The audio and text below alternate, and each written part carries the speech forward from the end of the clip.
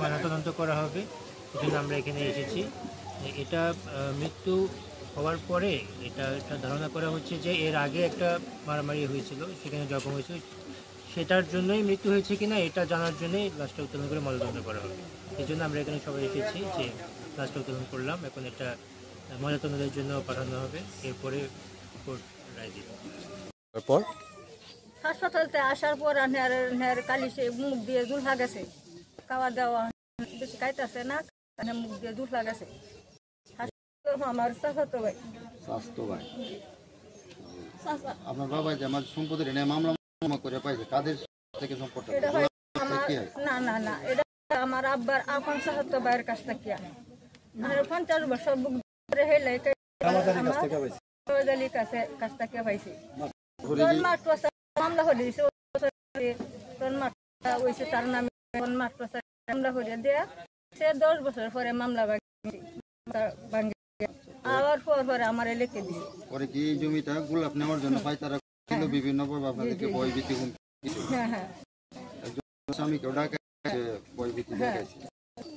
তারপর আমরা জায়গা দখল হয়ে গেছে, দখল হয়ে গেছে, তখন গোলাপ জোর জবর জায়গা দখল করতে তাদের উপর মূল বিষয়টা তো এইটা। আমরা 3 ভাই ক্ষেতের মাছ মামলা করি, আমরা ডিগ্রি এই ক্ষেত্রে আপনার মামলাটা 13 বছর ধরে মামলা করতাম। মাছ কষ্টা ভাঙ্গিয়া টাঙ্গিয়ে আনছি, আনলে দরবার হয়েছে অনেক হারা, সবাই কইছে যে এইটা তো না, এইটা হ্যাঁ বাপে এই কিছু আপনি গিয়া করছে কি এইটা তো গাড়া দিলে পরে আমার ভাই বউ গেছে তো পরে করছে। গোলাপ কি হয় আপনার? বাতিজা মানে সিরাজউদ্দিনকে মানে আঘাত করছে। ঠিক আছে, পরে আপনি মারা গেছে। আমার বাড়ি ময়মনসিংহ জেলা থানা নান্দাইল। আমি সিরাজউদ্দিনের মেয়ের জামাই। আমার উনার নাম বলেন কে? গোলাপ আমার কাছে বলতেছে উনে যে ফারুক তোমরা মামলাটা যে 10 বছর ধরে চলতেছে, ক্ষেতের মাঠ প্রসাদ ভাঙ্গি আইছে। তখন আমি বললাম যে বাইশাল হওয়া ভাঙ্গি আইছে, তখন ভাঙ্গি আইছে আমার একটা আমার দেলা উচিত মূল্য তোমার আমি কেটে নেব। তখন আপনার কিছুদিন পরে আমার সোয়াটি বাজারে গেছে, গিয়া 1 মাস বইছে।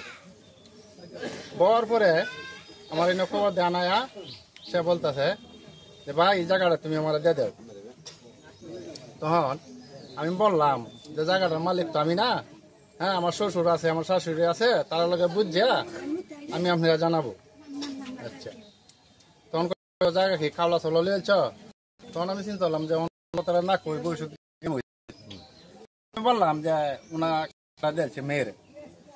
তখন হ্যাঁ তার বিক্রিতে আয় উঠছি আই তখন আমরা সে একটা হুমকি দিছে যে জামাই ভালো পয়সা দিয়ে দিলাম, হইলা সুন্দর মতো বিদে গেল হইলে, হ্যাঁ এই যে আমি কত বেড়া দিতেছি, ওদের নেয়ার জাল দেখে তো বেড়া দে সে হুমকি দে যে একবার কত আসলে 3 লক্ষ টাকা দিয়া এই কত আসবে, বুঝছেন?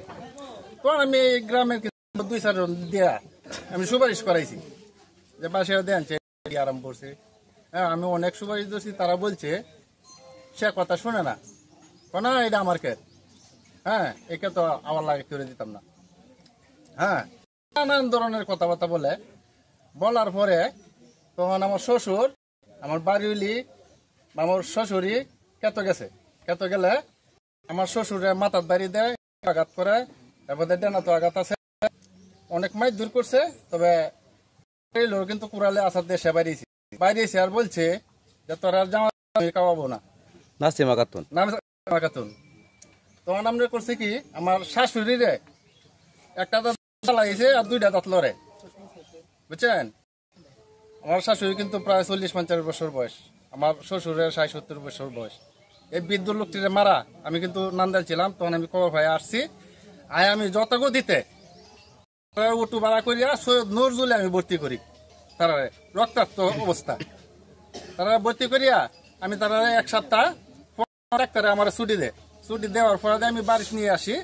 বাড়িতে নিয়ে আসার পরে কি ভালো গেছিন, যাওয়ার পরে তারা নিম্ন শ্রেণীর মানুষ, এলাকাবাসী কিন্তু তারা চালাইছে, বুঝছেন। তারা কিন্তু স্যারান আর কোনো মেয়ে নাই, আর কোনো ছেলে নাই, একজন মেয়ে। এলাকাবাসী কিন্তু সবাই তাদের দেখশন করছে, যা এই সাহায্য মানে এলাকাবাসী চালাইছে, এটা আমি মিথ্যা কথা বলবো না। হ্যাঁ, অসুখ বিসুখ করলে কিন্তু তারা এলাকাবাসী টিয়া দিচ্ছে, বিষয়টা বলেন, বুঝছেন। তারা কিন্তু সাহায্য করছে, একবারে নিম্ন শ্রেণীর মানুষ তারা কেউ নাই। এখন কি আপনাদের কি মনে হইতেছে এই যে দাঁতের কারণে লোকটা কি মারা গেছে? মানে দাঁতের আঘাত হচ্ছে আমার শাশুড়ি, হ্যাঁ, আর আমার শ্বশুর মারা গেছে।